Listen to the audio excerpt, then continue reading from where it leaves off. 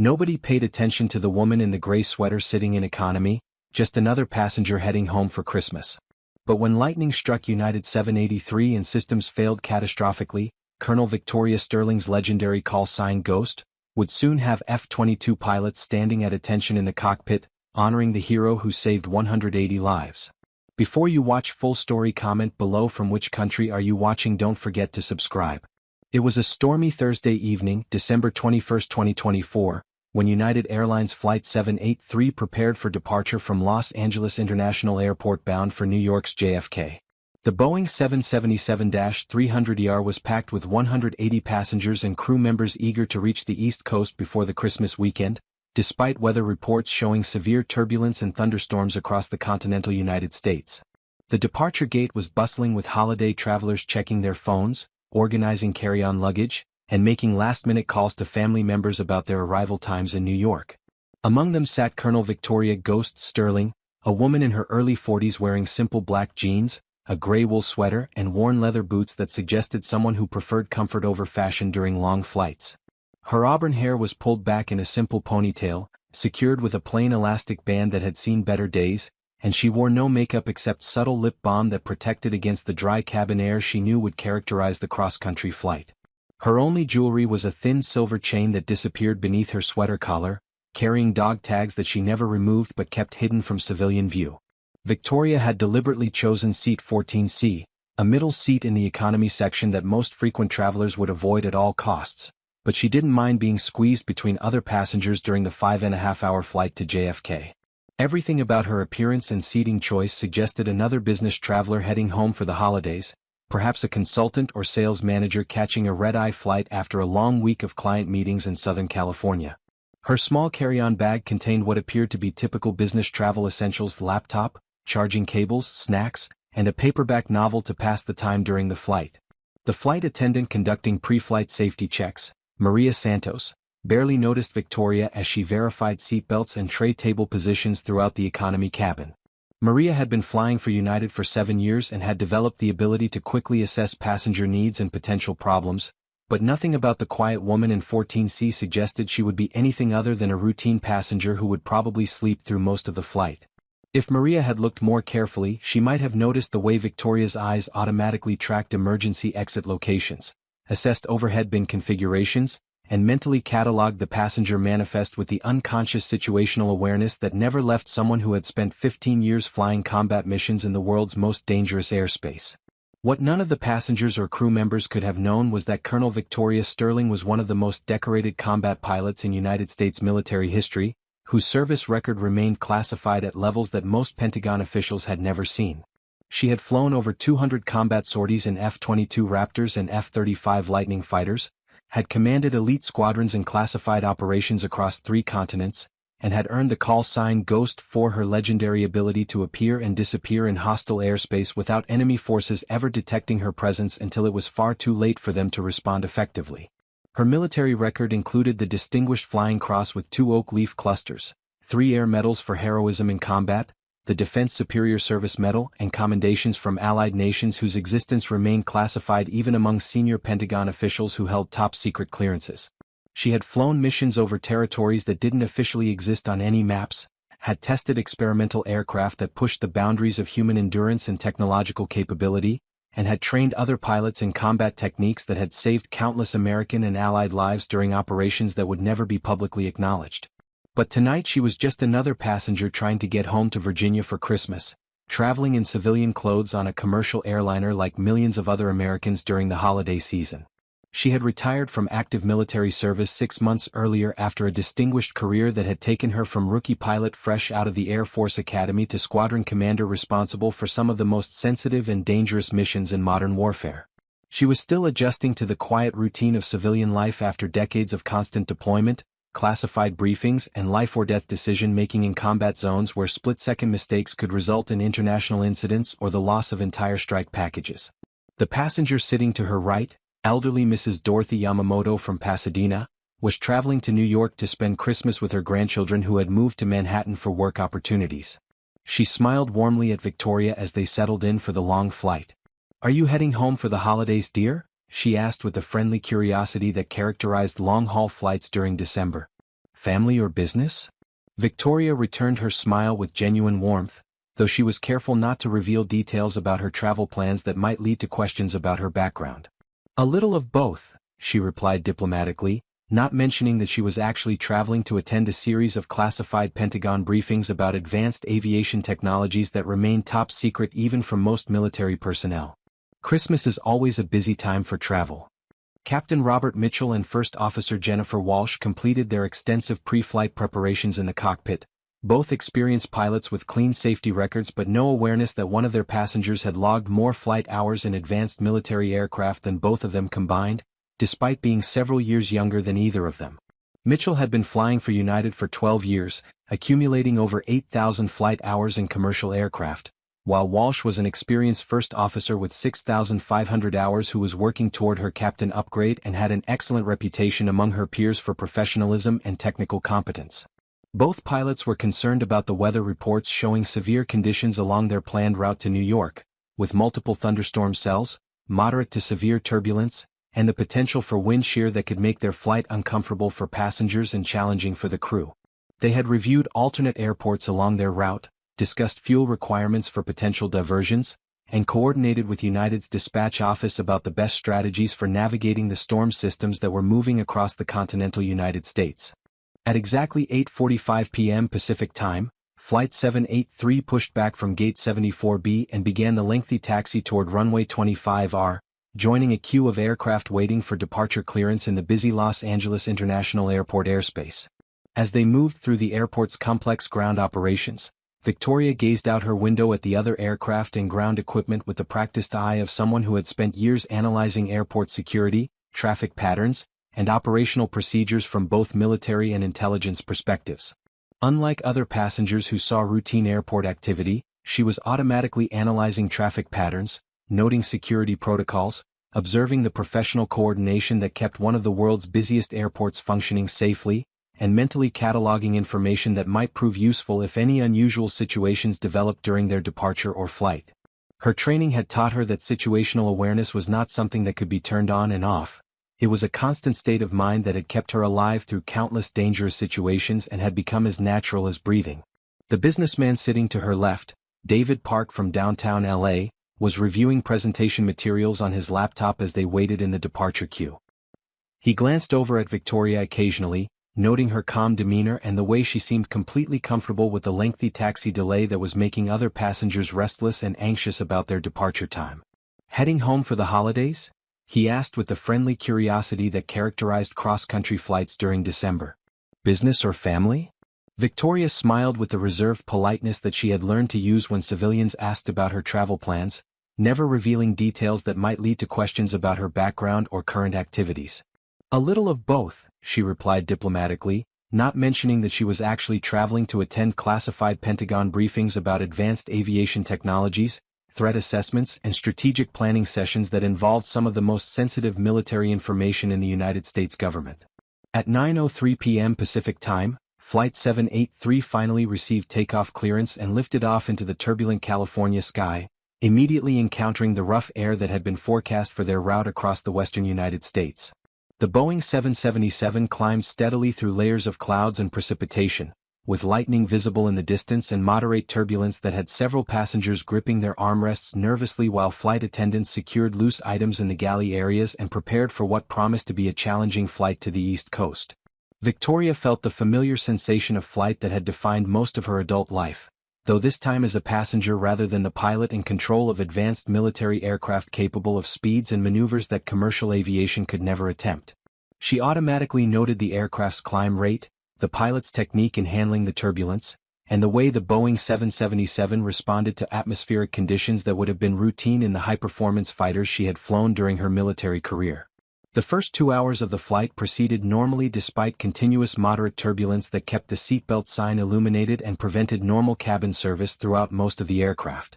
Flight attendants moved carefully through the aisles when possible, checking on passengers and providing reassurance about the rough conditions, while the pilots coordinated with air traffic control centers across multiple states as they navigated around the most severe weather cells. As they crossed into Colorado airspace, Captain Mitchell was monitoring weather radar that showed increasingly severe conditions ahead, with thunderstorm cells reaching altitudes above their planned flight level and wind patterns that suggested they might encounter more significant turbulence than they had experienced during the first portion of their flight. The storms were still manageable for a modern commercial aircraft with experienced crew and proper procedures, but they represented the kind of challenging conditions that required constant attention and careful decision-making. What none of them could anticipate was the catastrophic sequence of events that would soon test everyone aboard Flight 783 beyond anything they had ever imagined possible, pushing the limits of both human capability and aircraft systems in ways that would require expertise far beyond standard commercial aviation training to survive. At 11:47 p.m. Mountain Time, as Flight 783 flew through a particularly intense thunderstorm over eastern Colorado at 38,000 feet, the aircraft was struck by lightning that should have been harmlessly conducted through the fuselage and dissipated without causing any damage to the aircraft's systems or affecting the safety of flight operations. Modern commercial aircraft were designed to handle lightning strikes routinely, with sophisticated protection systems that had been proven through thousands of incidents over decades of commercial aviation. But this particular lightning strike carried an electrical charge far exceeding normal parameters, generated by atmospheric conditions that created a perfect storm of electrical activity unlike anything in the meteorological records for the region. The massive electrical surge found a microscopic flaw in the aircraft's electrical shielding that had gone undetected through thousands of flight hours and routine maintenance inspections, creating a pathway for devastating electrical damage that cascaded through multiple aircraft systems simultaneously.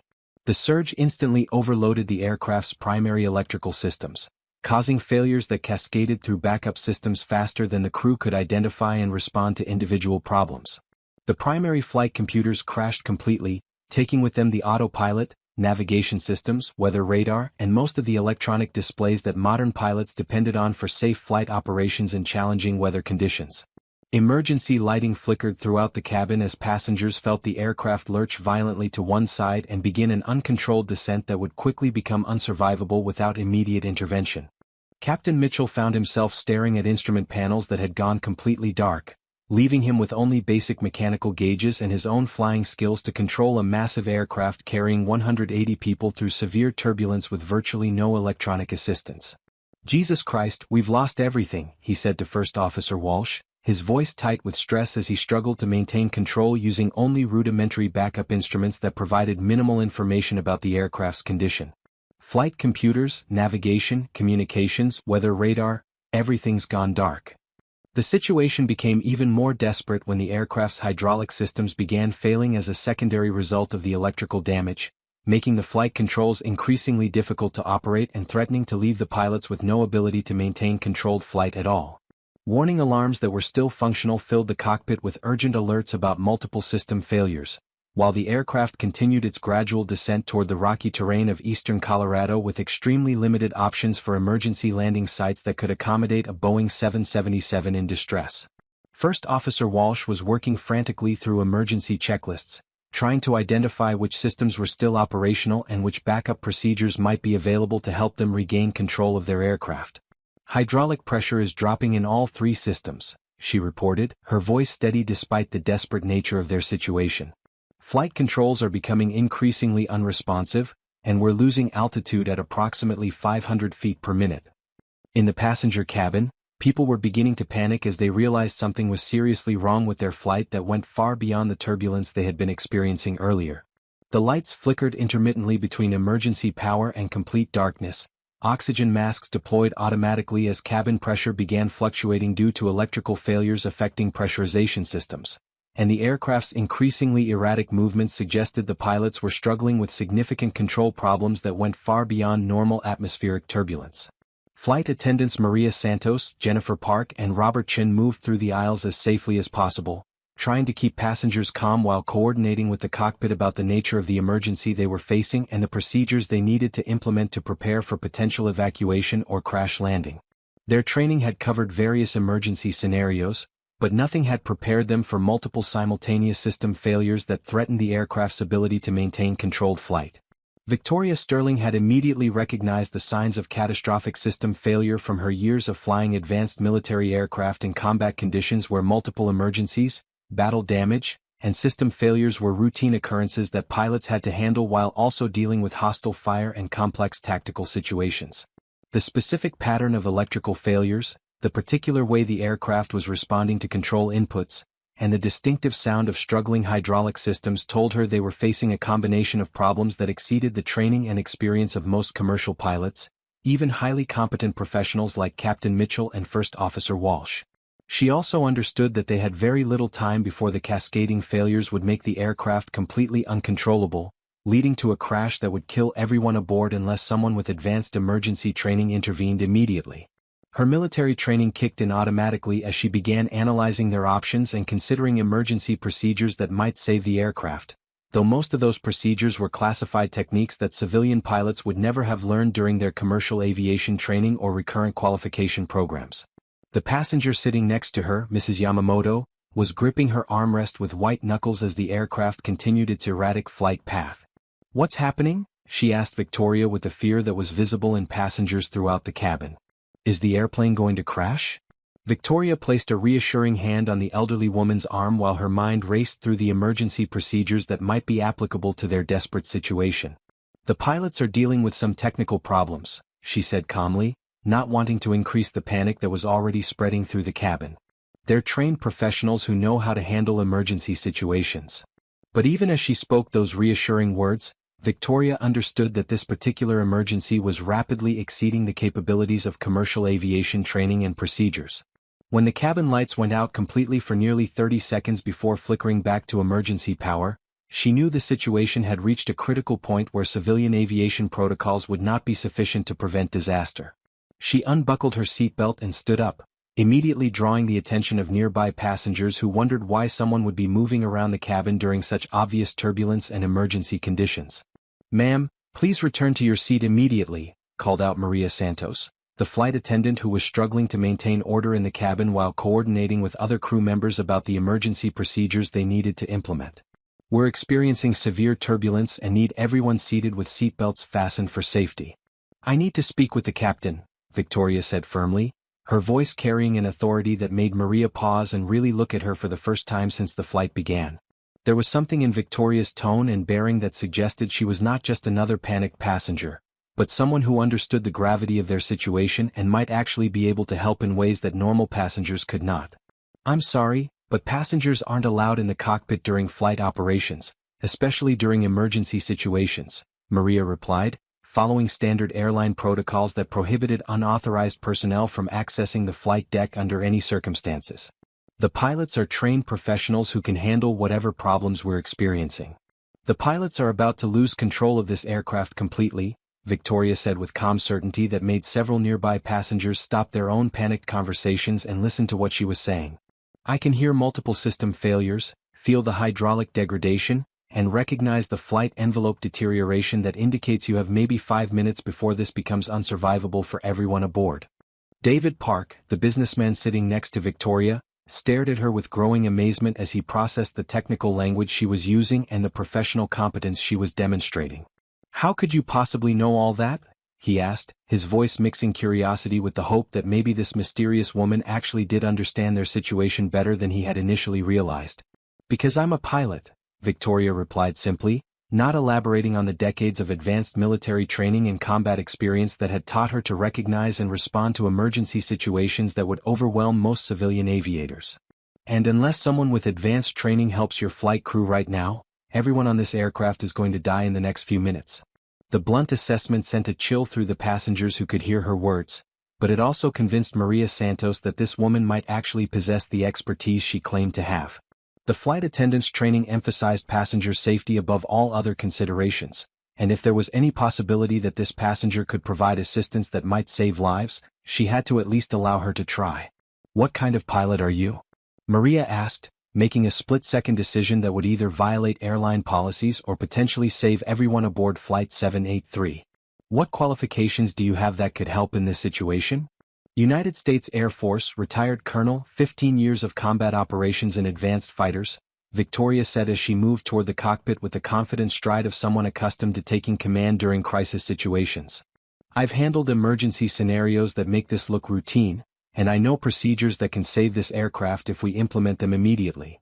The cockpit of Flight 783 was a scene of controlled chaos when Victoria entered, with Captain Mitchell and First Officer Walsh working frantically to maintain control using the few remaining functional instruments while trying to diagnose and respond to multiple simultaneous system failures. Both pilots looked up with surprise and concern when they saw an unauthorized passenger entering their workspace during the most challenging emergency of their careers. "Who is this and why is she in my cockpit?" Captain Mitchell demanded, his stress level already at maximum as he struggled with flight controls that were becoming less responsive by the minute. "We don't have time for passenger interference right now. Captain, I'm Colonel Victoria Sterling, United States Air Force retired," Victoria said as she quickly assessed the instrument panels and began mentally cataloging the extent of their system failures. "I have extensive experience with multiple emergency scenarios in advanced aircraft, and I can provide assistance that may save this flight." Mitchell and Walsh exchanged glances, both recognizing that their situation was deteriorating rapidly and that they needed help from any qualified source available. Mitchell had heard of military pilots with emergency training that exceeded civilian aviation standards, and if this woman actually possessed the expertise she claimed, she might be their only hope for survival. "What do you see that we're missing?" Walsh asked, willing to listen to anyone who might have solutions they hadn't considered. "We've lost most of our systems and we're barely maintaining controlled flight." Victoria studied the remaining functional displays and immediately identified several critical problems that the civilian pilots hadn't recognized due to their different training background. "Your primary issue isn't just electrical failure," she said with professional precision. "The lightning strike created a cascade effect that's causing progressive hydraulic degradation, flight computer corruption, and structural stress that will lead to complete loss of control within minutes unless you implement emergency procedures that aren't covered in standard commercial training." "What procedures?" Mitchell asked, his respect for Victoria's competence growing as he recognized she was analyzing their situation with expertise that exceeded his own. "What can we do that we haven't already tried?" Victoria began coordinating the most complex emergency response of her career, applying 15 years of advanced military training to a civilian aircraft emergency that required techniques and procedures that had never been attempted on a commercial flight. Working with Mitchell and Walsh as a coordinated team, she implemented a combination of manual flight control techniques, emergency systems management, and tactical decision-making that gradually brought their desperate situation under control. "First, we need to isolate the corrupted flight computers and switch to pure manual control," Victoria instructed as she began implementing procedures she had learned during classified training programs. "Then we'll use differential power management to compensate for hydraulic losses, implement emergency descent protocols to reduce structural stress, and coordinate with air traffic control for immediate diversion to the nearest suitable airport." What followed was a masterpiece of aviation skill and emergency coordination that demonstrated why Victoria Sterling had earned her legendary reputation during her military career. Working together with perfect precision, the three pilots executed a series of complex maneuvers and system modifications that gradually stabilized Flight 783 and established a controlled descent toward Denver International Airport, where emergency response teams were already mobilizing to assist with their arrival. The approach and landing at Denver International would later be studied as one of the most skillful pieces of emergency flying in commercial aviation history. With most electronic systems still non-functional, Victoria coordinated manual navigation while Mitchell and Walsh handled flight controls and communication with air traffic control. Her ability to calculate approach angles, monitor multiple system parameters, and provide tactical guidance under extreme pressure demonstrated the kind of advanced skills that had made her one of the most respected combat pilots of her generation. Flight 783 touched down safely on runway 34R at Denver International Airport at 12:43 a.m. Mountain Time, nearly 4 hours after the lightning strike that had threatened to kill everyone aboard. Emergency vehicles immediately surrounded the aircraft as the three pilots brought it to a complete stop, their coordinated effort having saved 180 lives through a combination of skill, training, and tactical excellence that few aviators could have achieved under such challenging circumstances. As the passengers evacuated the aircraft using emergency slides, many of them sought out Victoria to thank her personally for her role in saving their lives. David Park was among the first to find her in the terminal, his voice filled with emotion as he expressed his gratitude. "You saved all of us, didn't you?" he said. "We would have died without your help." Victoria accepted his thanks with the modesty that had always characterized her approach to military service and emergency situations. "Captain Mitchell and First Officer Walsh deserve the real credit," she replied. "They flew that approach perfectly under impossible conditions. I just provided some additional technical guidance when it was needed." But the story of Flight 783 was far from over. As news of the emergency spread through military channels, Victoria's identity and role in the successful rescue became known to Air Force personnel monitoring civilian aviation emergencies. When two F-22 Raptor pilots conducting training exercises in Colorado airspace learned that Colonel Ghost Sterling had been aboard the civilian aircraft and had coordinated the emergency response, their reaction was immediate and profound. Major Sarah Viper Rodriguez and Captain Mike Talone Williams were flying routine patrol missions when they received word through military communications that the legendary Ghost had just saved a commercial airliner using advanced emergency procedures. Both pilots had heard stories of Victoria Sterling's combat record throughout their own military careers, and they understood they were learning about someone whose achievements represented the absolute pinnacle of military aviation excellence. Control, Viper and Talone requesting permission to honor Colonel Sterling with ceremonial flyby, Rodriguez radioed to their ground control facility. "We have confirmation that Ghost coordinated the successful emergency response for United 783, and we request authorization to render appropriate military honors." The response came back immediately, "Viper and Talone, you are authorized for ceremonial flyby. Colonel Sterling's service record warrants full military honors. Execute precision formation flight as tribute to one of our most decorated combat pilots." As Victoria stood in the Denver International Terminal coordinating with airline officials and emergency personnel, she heard the distinctive sound of F-22 Raptors approaching the airport at high speed. Looking through the terminal windows, she saw two of the most advanced fighters in the world executing a perfect formation flyby directly over the airport, their pilots standing at attention in their cockpits as they passed overhead in a display of military respect that brought tears to her eyes.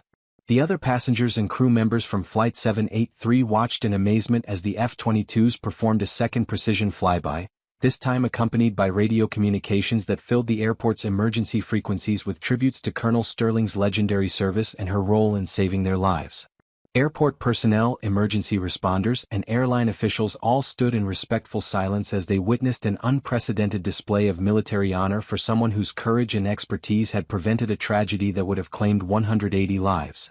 "Ladies and gentlemen," came an announcement over the airport's public address system. "The United States Air Force is conducting a ceremonial flyby in honor of retired Colonel Victoria Sterling, whose extraordinary aviation expertise and heroic actions saved the lives of everyone aboard United Flight 783.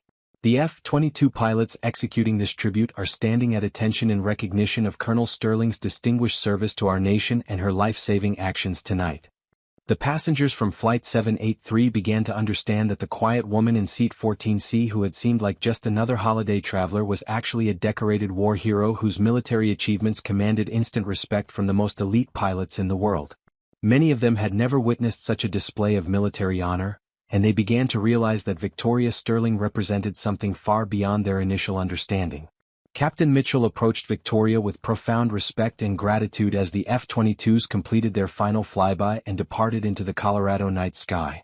"Colonel Sterling, I've been flying for 15 years and I've never seen anything like what you did tonight," he said quietly.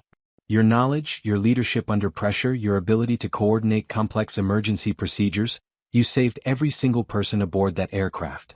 Victoria watched the F-22s disappear into the distance, thinking about the young pilots who had just honored her with a tribute that meant more to her than any medal or commendation she had ever received. Those pilots represented the next generation of military aviators who would carry on the traditions of excellence, service, and sacrifice that had defined her own career and the careers of countless others who had served their country in the skies above battlefields around the world. "It's what we do," she said simply, using the same phrase that had characterized her approach to military service throughout her distinguished career. "When people need help and you have the skills to provide it, you help. That's the code we live by in military aviation, and it doesn't change when you retire from active duty." The story of United Flight 783 and Colonel Victoria Ghost Sterling would become legendary in both civilian and military aviation circles, not just because of the successful emergency response but because it demonstrated the extraordinary capabilities that military training could provide when civilian aviation faced impossible challenges.